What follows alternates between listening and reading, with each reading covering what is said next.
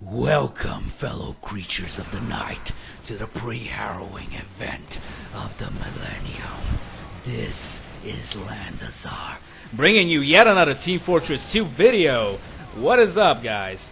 Are you all stoked about Halloween as I am? Well, I certainly hope so, because guess what?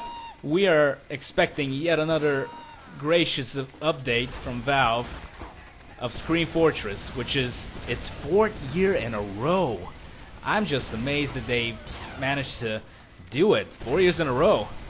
Well, not amazed, I'm just happy that they keep doing it, because Halloween they made it one of the most fun times of the year for me, because where I live, we don't have Halloween where the kids go outside with costumes and trick-or-treat, because, well, I guess we're too cool for that, or too boring, I don't know.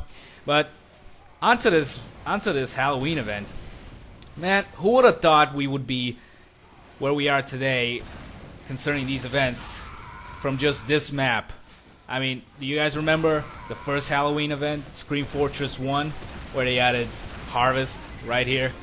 I mean, what did they add to the map? Well, besides the regular King of the Hill style, they added a lot of random elements, just spooky elements, Halloween themed ones, like pumpkins in the corner which explode your enemies into giblets. Those were fun. Excuse me. They also added candy corn when you kill enough enemies or just randomly spawn from it. And of course, who can forget the sophisticated specter that just appears randomly through the map and makes you scared like a little girl. It makes you piss your pants, like this soldier here, poor guy. Gotta put him out of his misery. But yeah, the main thing that the Halloween event just introduced to the game was many more possibilities. It just opened the door to such vast content for the future. And at the time, I had no clue what they were. I was like, all right, this was just a little nice Halloween event. But at the time, I didn't know that they were gonna keep continuing, and with each year they would get better. And behold, here, the 2nd year of Scream Fortress, they added this awesome guy, the Horseless Headless Horseman, the guy that just chops everybody without discrimination. This guy was such a fun thing to play against. I mean, sure, once you learn the pattern, it's so easy to avoid him, but the first time you played against him, I'm pretty sure you got sliced off. He got your head so many times. I know he got me many times. I was like trying to melee him because I heard a rumor that if you melee him, you'll get his loot, which was a purple element, haunted metal, which apparently it sells for a lot on the trade servers, but I don't know anything about that. I mean, it's purple, it should sell, right? But what did Valve do here outside of like, hey, they give us a boss, what do you think they did? Well, not only that, but they just introduced a new concept where, yeah, we can add bosses to the game.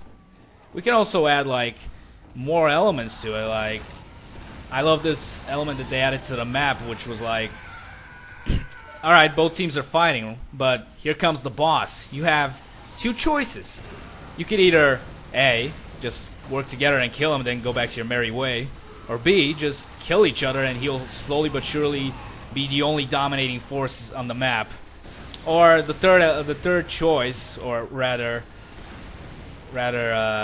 consequence, which was, hey, we'll shoot each other and we'll try to kill him and just create a clusterfuck in the middle of the map, which was always the best thing that ever happened to this map. I remember how always he spawns at the 2nd point and everybody just starts shooting him. Then they see red team sees blue team, they start shooting them. Blue team retaliates and nobody knows what's going on, and they just see the horsemen plowing through the field, killing everybody, slaughtering sentries even, and that was just amazing, and it made me a fan of Scream Fortress entirely. It just made me anticipate Halloween with so much joy and basically excitement. I was like, what are they gonna do for next year? After this event was released, I was like, okay, they added a boss. What can they do to improve their Halloween event? And, well, I don't need to tell any of you that they improved alright.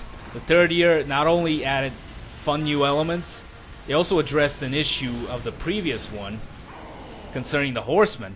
which he was a fine element to the game, but there came a point where if nobody focused him and he was still on the map, he would end up destroying the game flow, where it's not fun when an engineer manages to build his stuff to level 3 on a good position and the horseman just comes and just fucks it all over. Or just goes through the entire enemy team, killing them all, and then blue team wins. Now, for this event, they addressed that issue by adding a time limit to the giant eyeball, which, by the way, shoots small eyeballs, which are crit rockets, and that's awesome. They also added this God mode, that I will call it, which gives you crits and immortality for 8 seconds, and it also stuns him. And of course, the health bar on the top, but not only did they address the issue of the boss, but they also added fun little presents around the map. Like in the Netherworld, they had strange prismatic presents, like ghostly presents, which to this day I have no clue what they do. They're just purple letters on the item, but hey, whatever. When you add that random factor to the map, and of course the boss, it made for just the best Halloween event ever, in my opinion. I just had so much fun on this map. Not only after killing the boss, I just had so much fun collecting all the presents and shit and getting all the costumes, which, oh boy, I know people are gonna say this is like Sims, but hey, it was still fun. And I guess I'll end the video right here because it's I think I've done enough ranting on the Scream Fortress. And yeah, guys, I hope you enjoyed this little commentary, and if you did, please support the channel, leave a message, and I will see you guys next time.